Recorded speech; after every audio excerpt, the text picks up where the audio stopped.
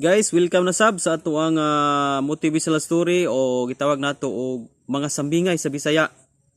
Sa mga kabisayaan, relate kayo aning mga gitawag og sambingay. Sa ubang termino gamit ang sumbingay o parabol o kana bitaw mga istorya nga doon natay makuha nga mga dagko nga mga lesson, especially nga nangalagad sa Ginoo. So kani atong sambingay karon, magiskot kita og sambingay nga kaning gitawag og paghigugma sa sala. No, karon mga panahon na kasagaran Dios mga tao mas in love gyud sa sala. Muna nga kini atong sambingay, even Christian, do na pagyoy Kristohanon nga in love pa kayo sila nga magbuhat sa pagpakasala. So loving of sin mo ni ato ang sambingay karon. Para mas masabtan nato inaani ang senaryos mong sambingay. Doon na usa ka maestro, istorya kini sa maestro nga ga-exam sa iyang estudyante. Ang maong estudyante nga nitik og exam, natingala sila kay ang answer sheet nga gihatag sa maestro is walay question. Apan miingon ang maestro kanila nga mao kini atong exam. Kung unsa yung nakita diha sa answer sheet o kanang akong gihatag ninyo, i-describe ninyo kung unsa inyong nakita. So, ang nakita sa mga estudyante is usa ka tuldok, usa ka period ba, color black. So, mi-answer silang tanan nga color black ang ilang nakita, nga naas pinaka-center sa maong test paper. So, mutog ipas nila ang tanan, nakita sa maestro nga sa tanan nga estudyante pareho sila og answer nga color black og naa sa tunga sa answer test paper. So nangutana ang maestro kanila, wala ba gyud mo ilaing nakita gawas niya ana? Niyon sila nga wala sir, kana ramang period ng imong ibutang. So niingon ang maestro nga sa kadako sa papel pero wa gyud niyo nakita ang white color. Mas nakita ninyo ang black color nga pinakagamay nga period kaysa white nga pinamanunta kadako. Okay? So dinhi lang ta mukutob sa ato nga sambingay, no? Aduna kini lalom kayo nga pagtulunan sa atong kinabuhi. Kasagaran karong mga panahon na mas dali gyud nga mabuhat ang sala, no? Ang period diha, ang itom diha nagrepresent siya sa sin. Unya ang white diha nagrepresent na siya sa kahayag sa pulong sa Ginoo. Kung imong tan-awon, bisan pa ang tawo ma-instruksyonan, makoreksyonan o mawalihan sa pulong sa Ginoo, but still ang tawo mas ma-inlove gyud sa sala o kining pagbuhat og sala. Okay? Dili ikagarantiya nga nangalagad ta sa Ginoo, no? Wala nagyoy pagpakasala nga gibuhat ang tao. Kalabanan, doon na gitay mga nabuhat nga wala na ito nasayri nga sala na di ay. Kasala kita sa pulong, sa huna-una ug sa buhat. No? Mas ang ato among sinful nature atong tawhanon mas naanad og buhat sa mga buhat nga dili makapahimaya sa Ginoo. O wala naanad ang ato ang kinabuhi sa mga buhat nga iya sa kahayag. Okay? Labi na ang pagsunod sa pulong sa Ginoo, ang pagbalaan, ang pagsimba, pagkamay ng puon, mao kini ang nawani o nahanaw sa ato ang kinabuhi. Muna nga dunay mga senaryo ini sa atong kinabuhi nga mas nahatagan hinuon nato og bili ang mga buhat nga dili makapahimaya sa Ginoo. Diba? Matud pa sa John chapter 3 verse 19 to 21.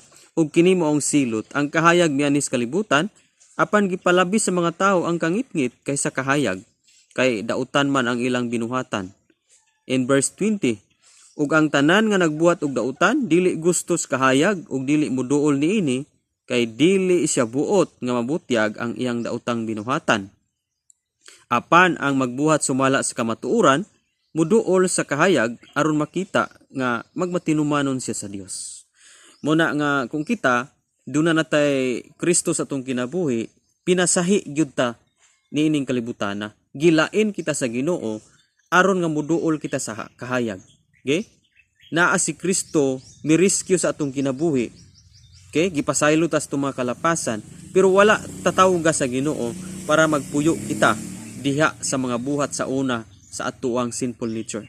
Wala kita niya tawga aron magpabilin kita nga magpuyo diha sa kalapasan.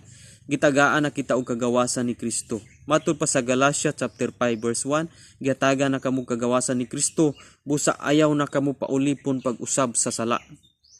Okay? So, muni nga aduna po yung mga nagpatawag og Kristohanon nga duol kunuhay sila sa Ginoo, pero pag abot nas pulong sa Ginoo nga mao ang light of the world, kahayag sa mga tawo, dili sila ganahan nga mabutyag ang ilang mga daotang buhat. Dunay mga Kristohanon nga maigos pulong sa Ginoo, mangluo, dili na musimba, ikasakit nila ang kahayag nga nadungog nila gikan sa pulong sa Ginoo. Imbis nga sabto nila nga gimahal sila sa Ginoo, kay gipabalo sila sa ilang sipyat, sa atong sipyat, koreksyonan ta, girebuke ta, gisaway ta sa pulong sa Ginoo. Instead nga magpasalamat, gibagulbol ni noon sa kadaghanan, o gawas nga nigbagulbol nang luod pagyod og dili na motunga dias pagsimba.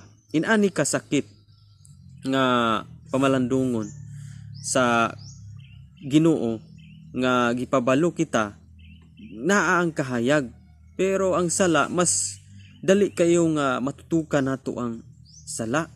Okay? Tanawa tong maong sambingay. Ning answer ang mga estudyante, puros itom ang ilang answer. Wa gyud ni describe sa white.